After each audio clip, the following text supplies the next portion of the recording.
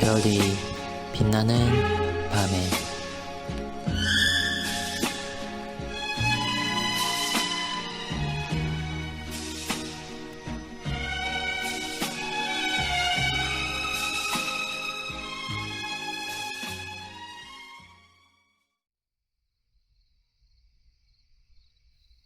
(61문에서 63문까지는) 83일차를 참고해 주시기 바랍니다. 60문에서 그리스도는 그의 몸된 교회만을 구원하시는 구세주이시다라고 마지막 문장을 읽었습니다. 그런데 61문에서는 구원의 대상이었던 그리스도의 몸된 교회를 두 부분으로 구별하고 있습니다. 즉, 보이는 교회와 보이지 않는 교회입니다. 이러한 구별은 택함받은 자와 버림받은 자 사이의 구분과는 다른 성격을 가집니다. 이것은 사람이 볼 수 없고 알 수도 없습니다. 오직 하나님의 뜻 안에서만 구분이 있을 뿐입니다.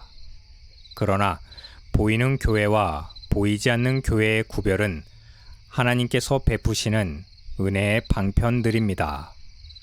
구약교회가 이스라엘이라는 한 민족적 구별이 있었다면 신약교회는 민족적, 혈통적 구별이 아니라 그리스도를 믿는 믿음으로의 구별이었습니다. 하나님께서는 구약교회를 아브라함의 자손이라는 한 민족으로 부르셨습니다. 모세를 통해서 지상의 신정국가를 세우시기 전에 이미 아브라함으로부터 시작된 언약의 규례, 즉 할례라는 방식을 정하셨으나 이 규례는 폐쇄적인 제도도 절대적인 제도도 아니었습니다. 이방인들도 할례 의식을 거침으로써 언약 백성으로 들어오는 길을 마련해 주셨습니다.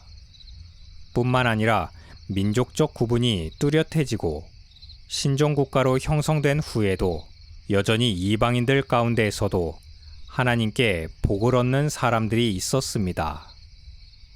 그들이 비록 율법과 규례들을 따르지는 않았지만 그럼에도 하나님은 그들을 당신의 백성으로 기뻐 받아들이셨다는 것을 성경이 증언하고 있습니다. 이것은 하나님께서 처음부터 교회로 부르시는 대상들이 어떤 보이는 형식과 틀에 얽매이지 않고 순전한 그분의 자유로우신 은혜에 기초되었다는 것을 보여주는 것입니다. 마침내 이 원리는 성자 예수 그리스도를 통해서 명료하게 밝혀졌습니다. 그리스도는 이스라엘만을 위해서 혹은 유대인들만을 위해서 죽으신 것이 아니었습니다. 그분은 성부께서 자기에게 주신 백성들을 위하여 죽으셨습니다. 성부께서 성자에게 주신 택한 백성들은 곧 교회였습니다. 교회의 구성원들은 유대인과 이방인으로 구별되지 않았습니다. 상정과 종도 구별하지 않았고 남녀노소와 모든 외적인 조건들을 구별하지 않았고 유일한 구별은 그리스도를 믿는 믿음만이었습니다. 그러나 이 믿음조차도 성령 하나님을 통하여 하나님께서 주신 선물이었다면 새 언약의 교회는 하나님의 은혜에서 잉태되었고 그리스도의 구속을 통해서 탄생하였으며 성령 하나님을 통해서 자라는 기구라고 할 수 있는 것입니다. 그러나 하나님께서는 보이는 교회를 통해서 택하신 백성들이 이 지상에 사는 동안 하나님의 특별하신 보호와 다스림을 느끼고 경험하며 어떻게 순종할 것인지를 가르쳐 주십니다.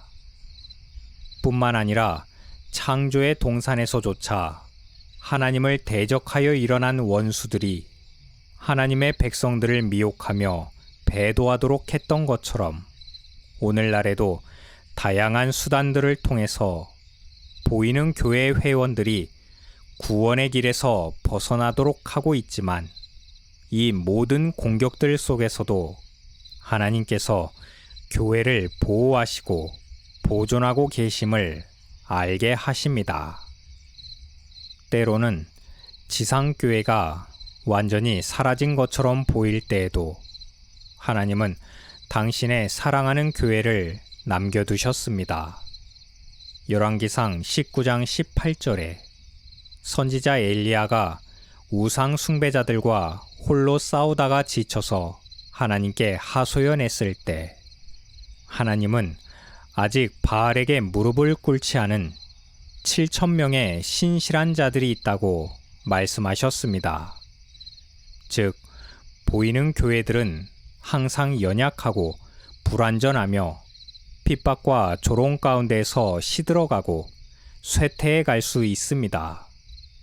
그러나 하나님께서 부르신 보이지 않는 교회는 약해지거나 소멸되지 않습니다. 요한복음 18장 9절에 주님께 나오는 한 사람도 잃어버리지 않으실 것이라고 그리스도께서 죽음으로 확증해 주셨습니다. 그리고 이 약속의 말씀은 오늘날 보이는 모든 교회에서 평범한 방법을 통해 이루어지고 있습니다. 왜 여기에 평범한 방법이라는 말이 사용되어야 하는지를 말씀드리겠습니다. 만일 비범하고 특별한 수단과 방법을 통해서만 이루어진다면 보이는 교회 자체가 참 교회이고 구원의 방주와도 같았을 것입니다. 세례는 구원의 확실한 증표이고 교회 생활 자체가 구원의 보증수표가 되었을 것입니다. 이것은 구약교회에서 이스라엘 민족만이 유일한 하나님의 친백성이라고 자신들을 잘못 생각했던 교만의 죄와 같습니다. 이스라엘 민족 안에도 유기자들이 많았습니다. 교회는 하나님의 기뻐하시는 뜻에 기초되어 있습니다. 하나님의 기뻐하신 뜻은 사람의 어떤 조건이나 필연성에 얽매일 수 없고 자유로우십니다. 그렇기 때문에 혈통이나 공로나 그 외에 어떤 외적이고 가시적인 조건들이 교회의 필요 충분 조건이 될 수 없습니다. 유대인들은 자신들의 혈통을 그 조건으로 삼았던 것입니다. 중세의 이단 로마 가톨릭은 훨씬 더 세속적이고 저급하며 타락한 수준으로 하나님의 교회를 가둬두었습니다. 종교개혁 시기에 일부의 극단적인 분파들은 보이는 교회를 보이지 않는 참 교회와 일치시키려고 했습니다. 그들의 의도는 지상에서 참된 하나님의 교회의 거룩성을 드러내려고 했지만 인간의 부패성을 고려하지 못했고 더욱이 하나님의 은혜보다도 자신들의 공로와 노력을 더 높이는 결과를 초래하고 말았습니다. 그들은 유대인들이 혈통적으로 구분하려 했던 것을 인간의 완전성을 기반으로 구분하려 했다는 점에서 같은 잘못을 저질렀던 것입니다.